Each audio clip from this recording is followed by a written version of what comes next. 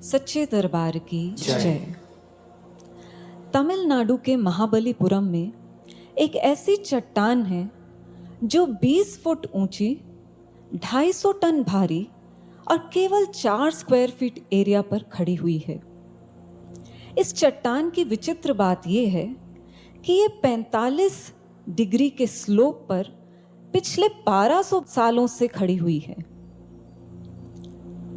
चट्टान के ढलान पर होने की वजह से स्थानीय लोगों की चिंता का कारण बन गई ये चट्टान, जिसके चलते 1908 में आर्थर लॉली साहब, जो वहाँ के गवर्नर थे, उन्होंने इस चट्टान को हटाने का आदेश दिया, जिसके लिए 7 हाथियों के बल का प्रयोग हुआ। ये चट्टान 1 इंच भी नहीं हिली और रिसर्चर्स और साइंटिस्ट इस बात से हैरान हुए कि ग्रेविटी को मात देते हुए ये चट्टान अपनी जगह पर कैसे खड़ी हुई है।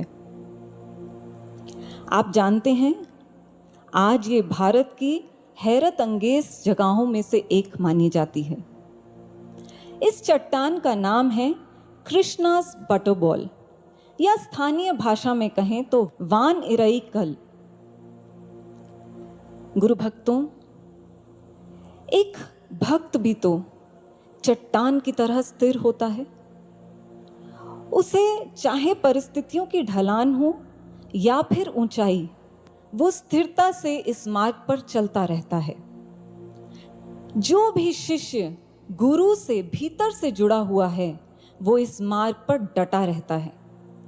चलिए आपसे एक प्रश्न पूछते हैं, मैथमेटिक्स का प्रश्न। मैथमेटिक्स में 1 ज्यादा होता है या 64? आप कहेंगे जाहिर सी बात है 64, पर ऐसा हमेशा नहीं होता। चेस या शतरंज के खेल में हाथी, घोड़ा, ऊंट, वजीर सब मारे जाएं तो कोई बात नहीं, पर एक राजा मारा जाए तो 64 के 64 खाने, उनका कोई अस्तित्व नहीं रहता। चेस के खेल में 1 बड़ा होता है 64 से। पेड़ का ही गणित लेके देखिए, आप हजारों पत्तियों को पोषण दें, पर पेड़ मुरझा जाएगा। अगर एक जड़ को पोषण दे दें तो हजारों पत्तियों को पोषण मिल जाएगा। पेड़ का गणित भी कुछ अलग है। गुरु और शिष्य का भी गणित कुछ अलग ही है। एक गुरु हजारों शिष्यों का नेतृत्व करते हैं, पर हजारों शिष्य मिलकर भी गुरु का उपकार, उनका ऋण नहीं उतार सकते। मैथमेटिक्स में हमें कहा जाता था कि प्रूव कीजिए left hand side is equal to right hand side. सज्जनों, ये मैथ्स में तो संभव है, पर गुरु और शिष्य के इस रिश्ते को कभी भी इक्वेट नहीं किया जा सकता। चलिए आपसे एक और प्रश्न पूछते हैं। क्या कभी किसी ने, क्योंकि आप इस गुरु दरबार से जुड़े हुए हैं, आपको ये कहा कि आप पागल हैं, या फिर आपके ऊपर पागलपन सवार है, या फिर ये कहा हो कि आपको तो दुनिया के हिसाब से जीना ही नहीं आता? हम जानते हैं आपके भीतर से एक बहुत बड़ा हाँ निकल रहा होगा। अगर ऐसा है तो निसंदेह आप बधाई के पात्र हैं। चलिए पहले इस शब्द पागल का अर्थ समझ लेते हैं। पागल का एक अर्थ होता है अपने दिमागी स्तर से गिर जाना, पर हम पागल उसको भी कहते हैं जो लक्ष्य के प्रति अडिग है, उसके अंदर जुनून है, वो हदें पार कर देता है। जैसे अक्सर हम कहते हैं कि उस बच्चे ने IAS की तैयारी के लिए पागलों की तरह मेहनत करी।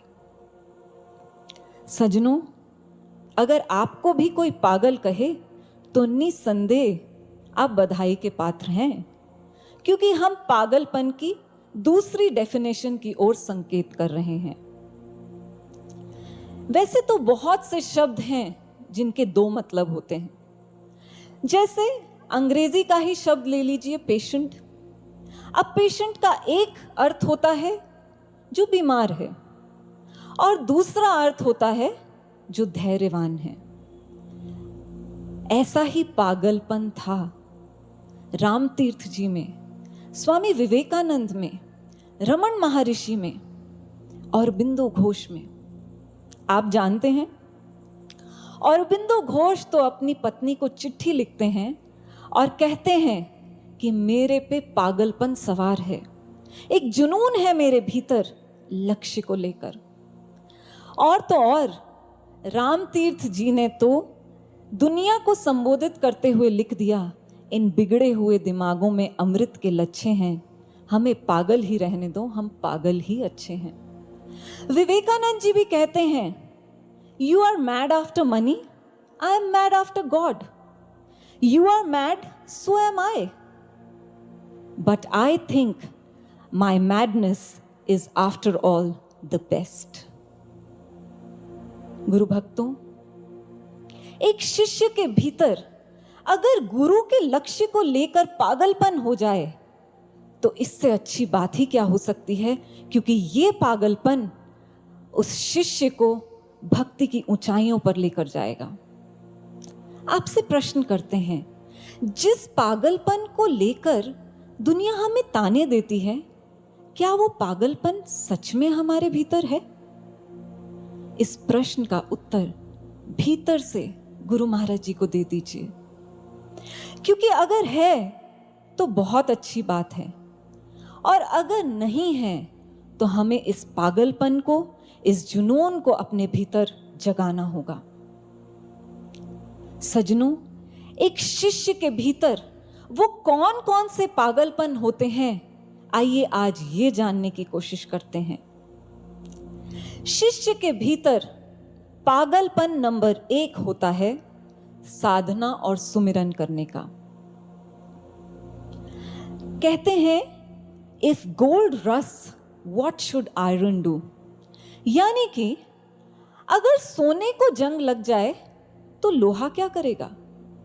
वैसे तो हम सब जानते हैं कि जंग लोहे को लगता है, सोने को नहीं। कहने का भाव, अगर एक शिष्य ही साधना और सुमिरन के प्रति निष्क्रिय हो जाए तो फिर बाकियों का क्या होगा।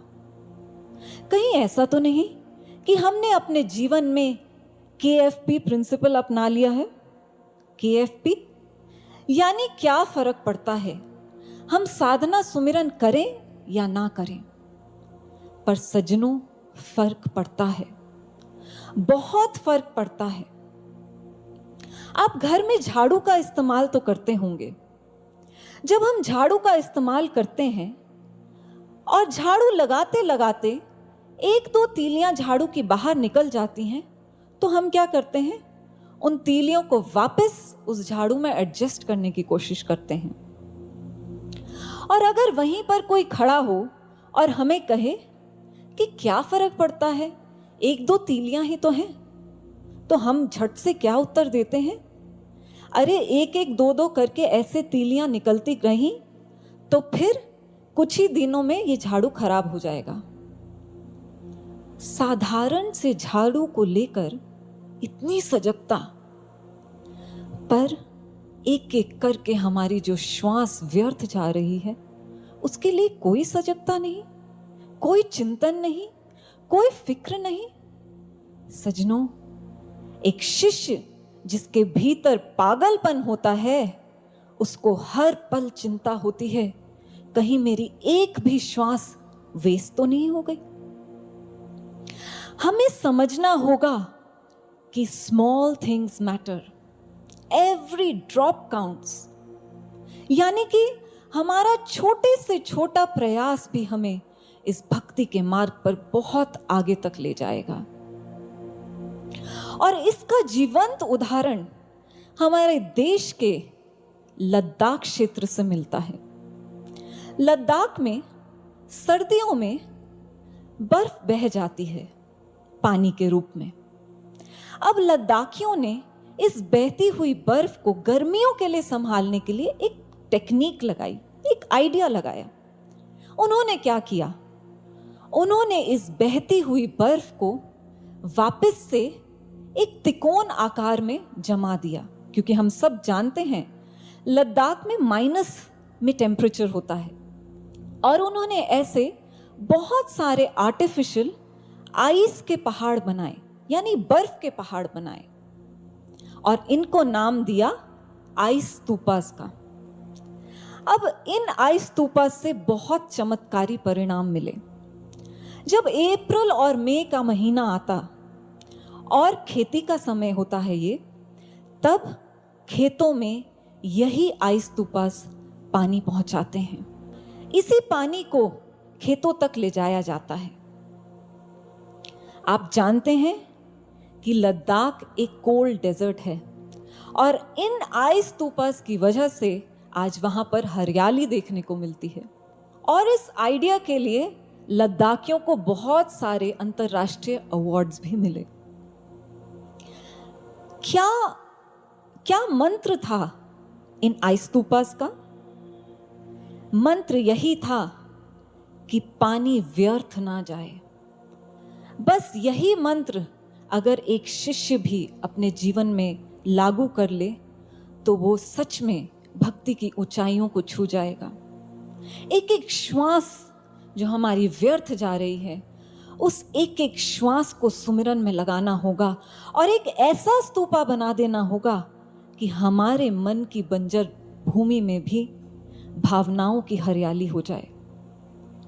सजनों, ऐसा जुनून, ऐसा पागलपन एक शिष्य के भीतर होता है। पर आप जानते हैं समस्या क्या है? हमारे साथ समस्या ये है कि जब हम संसार में होते हैं तो हम पूरी तरह संसार के ही होकर रह जाते हैं, करतार को तो भूल ही जाते हैं। पर सजनों, हमें सबक लेना होगा उनसे जिन्होंने सुमिरन पर मास्टरी गेन करी, जैसे कबीरदास जी। हमें वो करना होगा जो कबीरदास जी ने अपने जीवन में लागू किया। उन्होंने क्या लागू किया अपने जीवन में? उन्होंने सुमिरन को लेकर अभ्यास किया, प्रैक्टिस की, और हमें भी यही करनी होगी।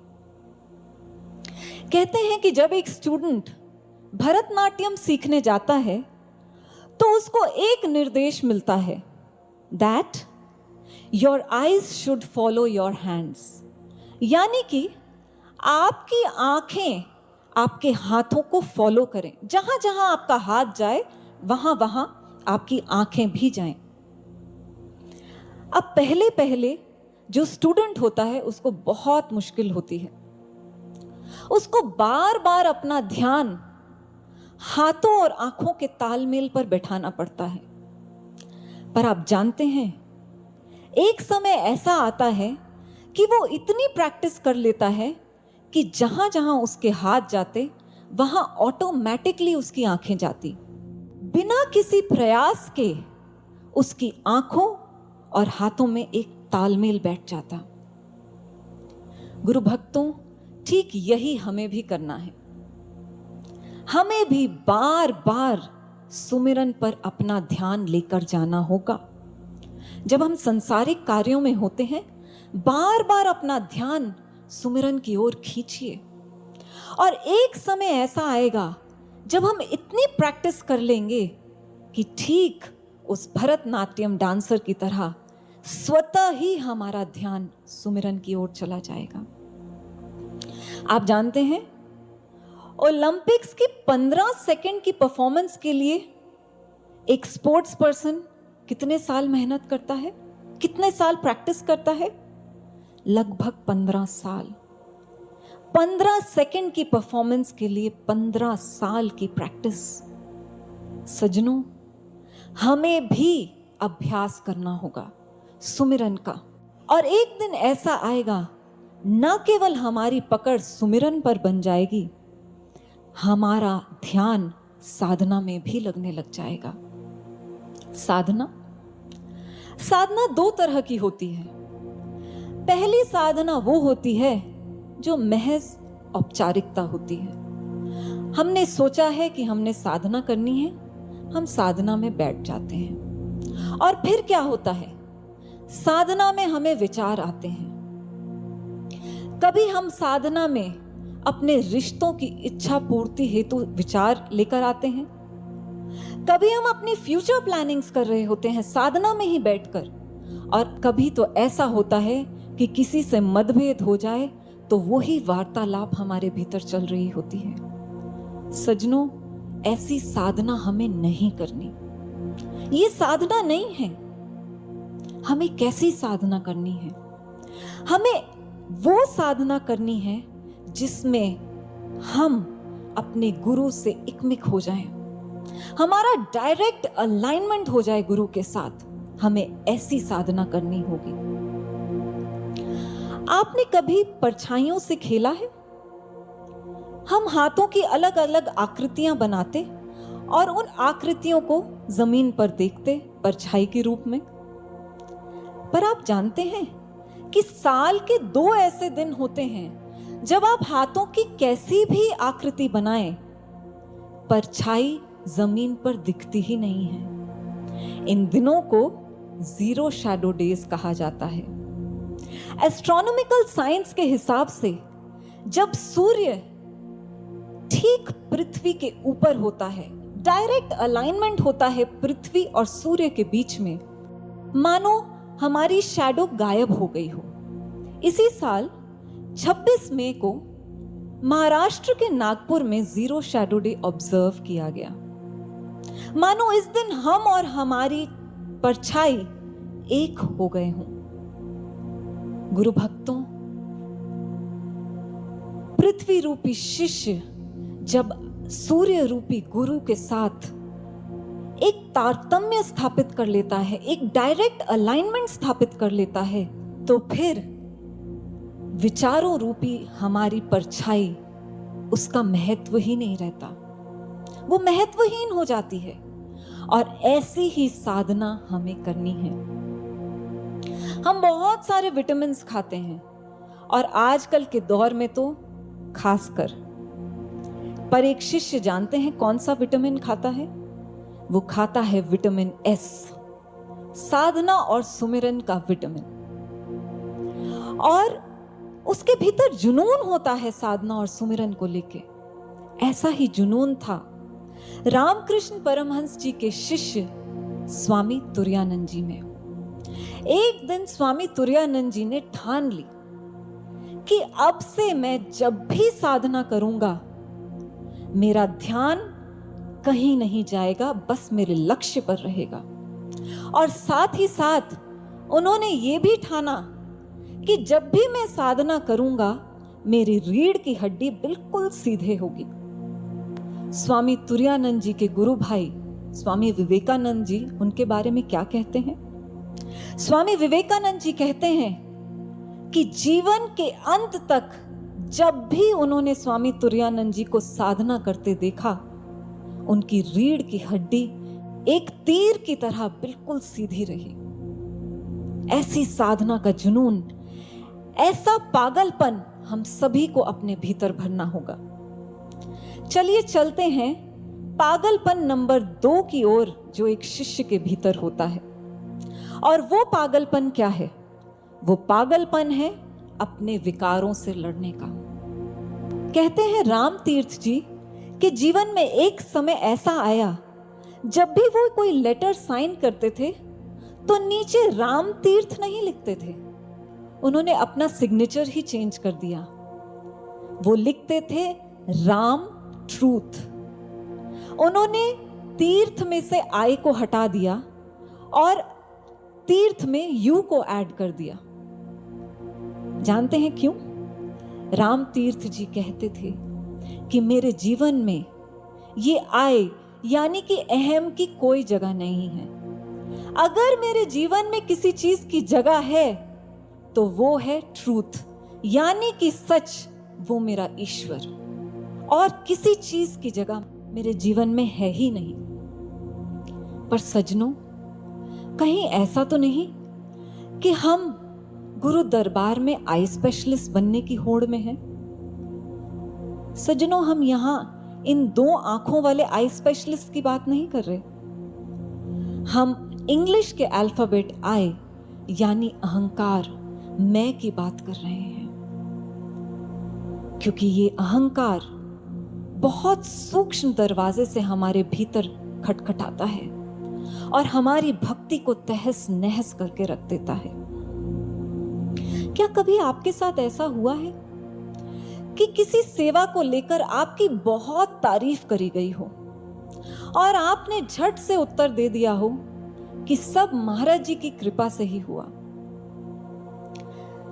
पर भीतर से उस मैं ने अपनी गर्दन खड़ी करी और उसने कहा कि इस सेवा के लिए मैंने भी तो बहुत मेहनत की थी। हमारे भीतर से अहंकार की बू आने लग जाती है। पर सज्जनों, हम भूल जाते हैं कि गुरु किसी भी शिष्य से कभी भी कोई भी सेवा करवा सकते हैं। इसलिए हमें अपने जीवन में इस मैं को हटाना होगा, क्योंकि ये हमारी भक्ति रूपी गाड़ी का रिवर्स गियर है। और सद्गुरु आशुतोष महाराज जी भी तो कहते हैं, एक शिष्य हमेशा अटेंशन मोड में होता है, हमेशा अटेंशन में रहता है अपने विकारों को लेकर। इसलिए सज्जनों, इस अवगुण को हमें अपने जीवन में स्थान नहीं देना है।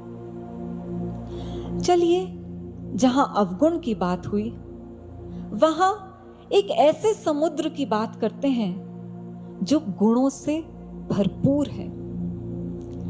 जॉर्डन और इज़राइल के बीच में एक समुद्र है जिसका नाम है द डेड सी।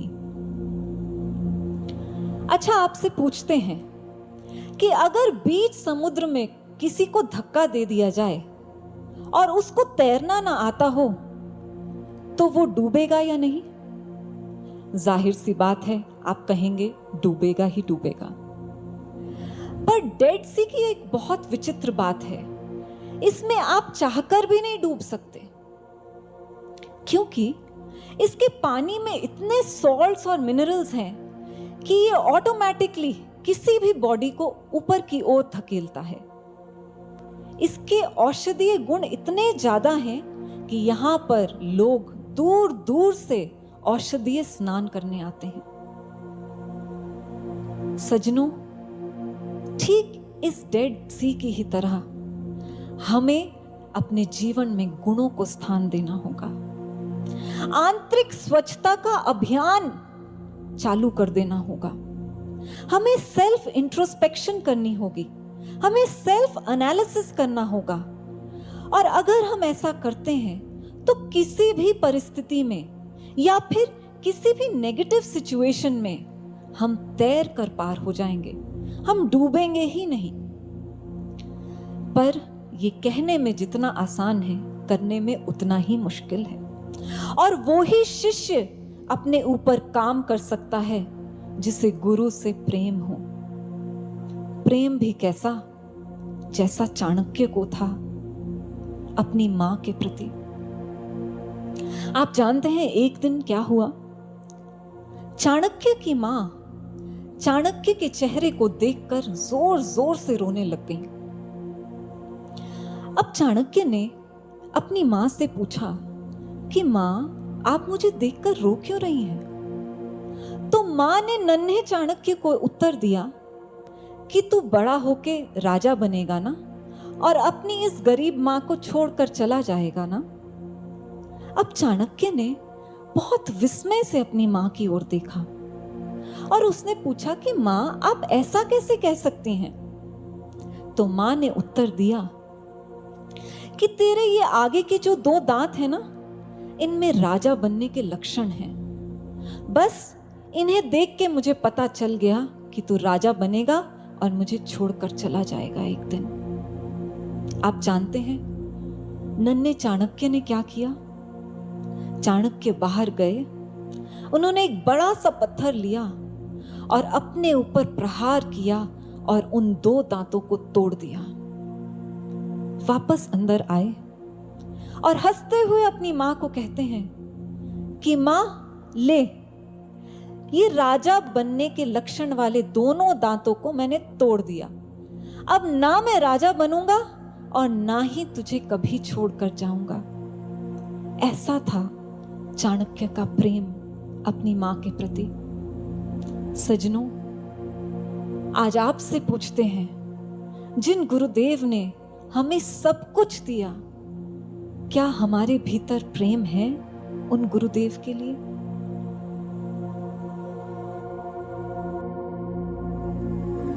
आशुतोष महादानी ने यहाँ हमको बहुत दिया है।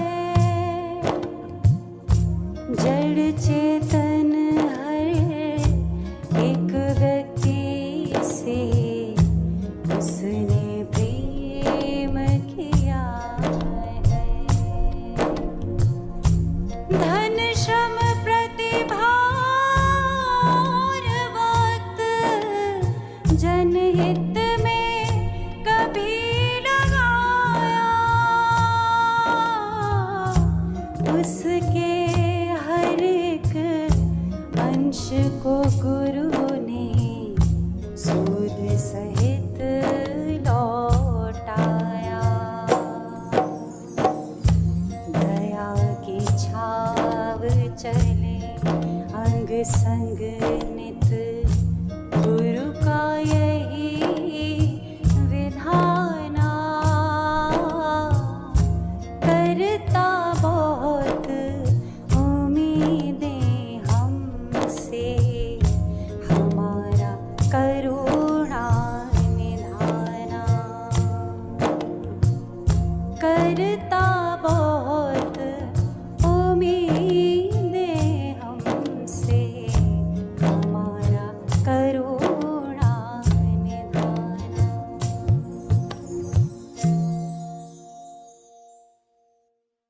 सजनों, चाणक्य को तो अपनी मां से प्रेम था, पर हमें शायद अपने गुरु से प्रेम नहीं। और अगर हमें अपने गुरु से प्रेम है, तो हमें भी अपने विकारों रूपी इन दो दांतों को तोड़ना होगा। हमें विकारों से बाहर निकलना ही होगा। वो हर एक थॉट, वो हर एक व्यक्ति, वो हर एक आदत जो हमें पता है कि हमें अपने गुरु से दूर कर रही है, उसे हमें अपने जीवन में स्थान नहीं देना। हमें अच्छाइयों की ओर बढ़ना है, बुराइयों की ओर नहीं। और यही समय है हमारे पास, इसके बाद हमें समय नहीं मिलेगा। किसी ने ठीक ही तो कहा है कि बुराइयों की मिसाल ऐसी होती है जैसे पहाड़ से उतरना। एक कदम उठाओ तो बाकी सभी कदम अपने आप उठते जाते हैं। और अच्छाई की मिसाल ऐसी होती है जैसे पहाड़ पर चढ़ना। हर एक कदम पिछले कदम से मुश्किल होता है, पर हर एक कदम पर बुलंदी मिलती है। बस हम भी अगर अपने विकारों को त्याग दें तो हमें भी बुलंदी मिलेगी इस मार्ग पर। एक बार एक गुरु बहन महाराज जी के समक्ष प्रार्थना करती हैं कि महाराज जी, आप जब समाधि से लौट कर आएंगे तो ऐसी कौन सी चीज है जो हम आपके चरणों में अर्पित कर दें, क्योंकि अब संसार की हर चीज साधारण सी महसूस होती है। ऐसी कौन सी असाधारण चीज है जो हम आपके चरणों में अर्पित करें जब आप समाधि से लौट कर आएंगे, क्योंकि महाराज जी तब आप भगवान का रूप लेकर आएंगे ना। तो भगवान के चरणों में कोई साधारण चीज तो नहीं अर्पित की जा सकती ना। महाराज जी ने अनुभव में उस बहन के आकर, जानते हैं उन्हें क्या कहा कि अगर तुम कुछ अर्पित ही करना चाहते हो तो अपना नवीन स्वरूप मेरे चरणों में अर्पित कर दो। गुरु भक्तों, सच में अगर हम महाराज जी के चरणों में कुछ अर्पित करना चाहते हैं तो अपना नवीन स्वरूप, जिसके भीतर कोई विकार नहीं है, उसे गुरु महाराज जी के चरणों में अर्पित करें जब वो समाधि से लौट कर आए। ऐसा जुनून, ऐसा पागलपन एक शिष्य के भीतर होता है। चलिए चलते हैं पागलपन नंबर 3 की ओर, जो एक शिष्य के भीतर होता है, और वो है सबके साथ चलने का, एक साथ एकजुट होकर चलने का, संगठित रहने का। हमारे ऋषि महर्षियों ने तो पहले ही कह दिया कि पूरा विश्व एक कुटुंब है, और दिव्य ज्योति जागृति संस्थान भी तो पूरे विश्व में शांति लाना चाहता है। पर सज्जनों, इससे पहले कि हम पूरे विश्व में शांति लाएं, हम सबको संगठित होकर रहना होगा, एकता के सूत्र में बंधना होगा। हमारे पास कोई और चारा नहीं है। अगर हम ऐसा नहीं करेंगे तो हम अपने गुरु महाराज जी को प्रसन्न नहीं कर पाएंगे। भगवान श्री राम के जीवन की एक बहुत सुंदर घटना आती है। जब भगवान श्री राम वन में मां सीता की खोज कर रहे थे और उन्हें वहां जटायु जी मिले, तो जटायु जी ने पहले ही बता दिया था प्रभु श्री राम को कि रावण मां सीता को दक्षिण दिशा में लेकर गया है। पर जब खोज की टोली बनी, सुग्रीव ने 4 दल बनाए, तब प्रभु श्री राम ने एक बार भी नहीं कहा कि मुझे पहले ही पता है कि सीता जी तो दक्षिण दिशा में है। वो चुप रहे। आप जानते हैं क्यों? क्योंकि वो सबको साथ लेकर चलना चाहते थे और स्वयं सबके साथ चलना चाहते थे। और यही तो गुरु महाराज जी ने हमें बार बार समझाया है। एक बार महाराज जी अपने शिष्यों के साथ बैठे थे, अपने आसन पर विराजमान थे। सभी शिष्य इकट्ठे महाराज जी के समक्ष बैठे थे, पर उनमें से एक शिष्य ऐसा था जो दूर पीछे दरवाजे के पास बैठा था। महाराज जी ने उस शिष्य को बुलाया और महाराज जी ने कहा, वो नहीं सुना तुमने, अलग थलग जो रहते हैं वो पथ पे ही गिर जाते हैं। देखा आपने भक्तों, छोटी छोटी बातों से महाराज जी ने हमें यही समझाया कि हम एकजुट होकर रहें। चाहे कितनी भी मजबूत ईंटें हों, पर वो मजबूत दीवार नहीं बना सकती जब तक उन ईंटों के बीच में सीमेंट ना भरा जाए। ठीक ऐसे ही सज्जनों, चाहे हमें लगे कि हम कितने भी मजबूत शिष्य हैं, हम विश्व शांति रूपी मजबूत दीवार को नहीं खड़ा कर सकते जब तक हम सब के बीच में महाराज जी के आदर्शों रूपी सीमेंट ना भरा हो। वो सीमेंट क्या है?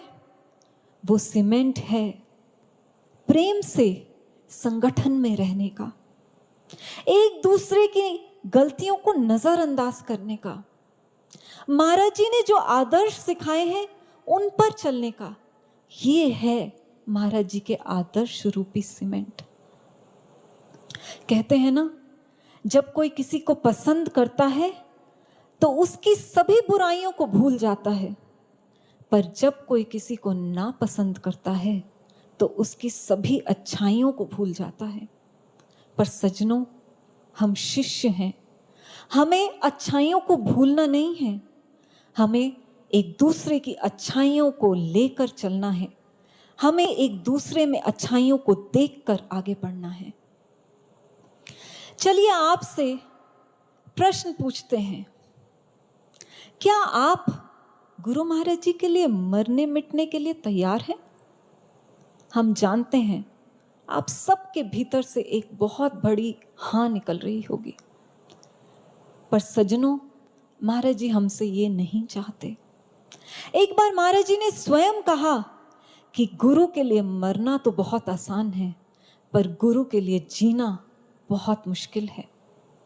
और हम सब जानते हैं कि महाराज जी क्या चाहते हैं हमसे।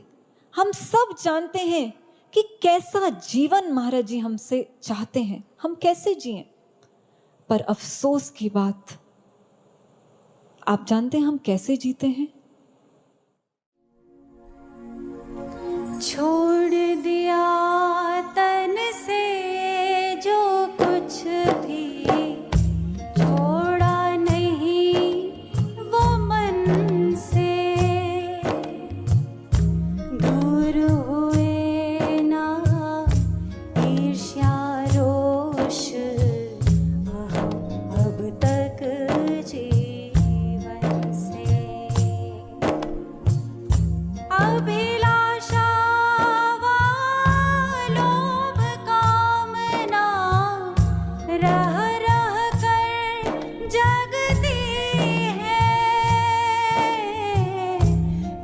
बढ़ते मन को निर्माण के पथ पर अभिविकल करती है। निज पद प्रवाह के किस्सों को छोड़ा न हमने सुनाना। करता बहुत उम्मीदें हमसे हमारा करुणा निधाना। करता बहुत उम्मीदें हमसे हमारा करुणा निधाना।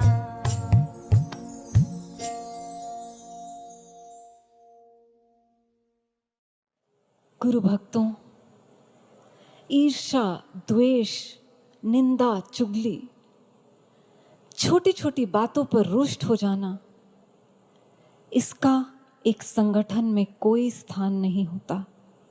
अगर हम संगठित होकर चलना चाहते हैं तो हमें इन सब को त्यागना होगा, क्योंकि हमारा लक्ष्य है विश्व शांति का। और हमें इन छोटी बातों में नहीं उलझना है, क्योंकि महाराज जी हमसे खुश नहीं होंगे। आप जब महाराज जी समाधि से लौटकर आएंगे और हमसे ये प्रश्न करेंगे कि क्या तुम वैसे जिए जैसे मैं चाहता था, तो या तो हमारी नजरें झुकी होंगी या फिर हम महाराज जी को कह पाएंगे कि हाँ जी महाराज जी, हमने एक प्रयास तो जरूर किया था, ईमानदार प्रयास। इसलिए गुरु भक्तों, हमें एक दूसरे के साथ मिलकर चलना होगा, एक दूसरे की कमियों को नजरअंदाज करना होगा, तभी हम गुरु को प्रसन्न कर पाएंगे।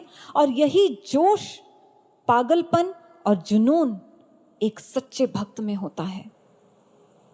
गुरु भक्तों, यही 3 पागलपन हैं जो हमें भक्ति की ऊंचाइयों पर लेकर जाएंगे। साधना और सुमिरन का पागलपन, जिसमें हम विटामिन एस को अपने जीवन में स्थान दें, यानी कि उस साधना को और सुमिरन को। हमें अपने विकारों पर काम करना होगा, हमें अपने भीतर गुण भरने होंगे और हमें सबको एक साथ लेकर चलना होगा, तभी हमारे गुरुदेव हमसे प्रसन्न होंगे। और आपको यहां हम ये भी कह देना चाहते हैं कि दुनिया की चिंता मत कीजिए, क्योंकि आप जानते हैं दुनिया का क्या हाल है। 2001 में एक महिला ने अपनी गाड़ी सिएटल के शिप कनाल ब्रिज पर रोकी और गाड़ी से उतरकर वो रेलिंग की उस तरफ टाप गई। अब हुआ यूं कि वहां पर पुलिस आ गई, क्योंकि गाड़ी रुकी थी, और जब पता लगाया गया तो पता लगा कि ये महिला आत्महत्या करने के लिए इस ब्रिज पर आई थी। इतनी ही देर में पूरे ब्रिज पर ट्रैफिक जैम लग गया और लोग जानते हैं क्या कहने लग गए उस महिला को? कहते हैं, कूद जा, जल्दी कर, just do it, come on jump. सजनों, ये है समाज की हालत। दयाहीन, करुणाहीन, किसी के साथ ये समाज संवेदना रखता ही नहीं है। और तो और कई बार तो ऐसा लगता है कि ये समाज बिन पैंदे का लोटा है। यही तो हुआ ना, जब हनुमान जी लंका में गए और उनकी पूंछ पर आग लगाई गई तो सभी लंकावासी बाहर निकलकर हंसने लग गए, तालियां बजाने लग गए, खुशी मनाने लग गए। और जब उसी पूंछ से हनुमान जी ने पूरी लंका को आग लगा दिया तो वही लोग कहते हैं, हम तो जानते थे कि ये कोई देव पुरुष है। देखा आपने, ये है समाज, कभी कुछ तो कभी कुछ।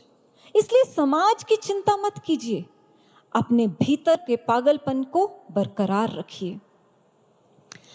रामकृष्ण परमहंस जी भी विवेकानंद जी से कहते हैं कि अगर तू भक्ति के मार्ग पर चलेगा तो लोग तुझे कहेंगे कि इतना पढ़ लिख कर देखो, सब कुछ छोड़कर भक्ति के मार्ग पर लगा हुआ है। और अगर तू इस भक्ति के मार्ग को छोड़कर चला जाएगा तो लोग कहेंगे देखो कितना बुज़दिल था, चल ही नहीं पाया इस मार्ग पर। इसलिए सज्जनों, हमें भी चिंता करने की जरूरत नहीं है कि समाज क्या कहता है, समाज हमें पागल कहता है या कुछ और कहता है। क्योंकि किसी ने बहुत सुंदर कहा है, सब्र रख ए बंदे, मुश्किल के दिन भी बीत जाएंगे, जो आज तुझे देखकर हंसते हैं कल देखते ही रह जाएंगे। और सच में गुरु भक्तों को तो पूरी दुनिया देखती ही रह जाएगी, एक समय ऐसा आएगा।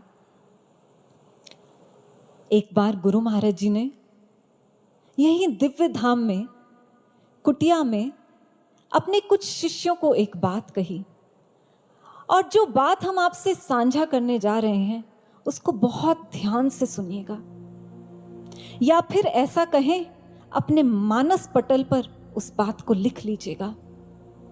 महाराज जी ने कहा, जो इस ब्रह्म ज्ञान को लेकर अंत तक चलता है वो कितना सौभाग्यशाली है, इसके लिए मेरी डिक्शनरी में कोई शब्द नहीं।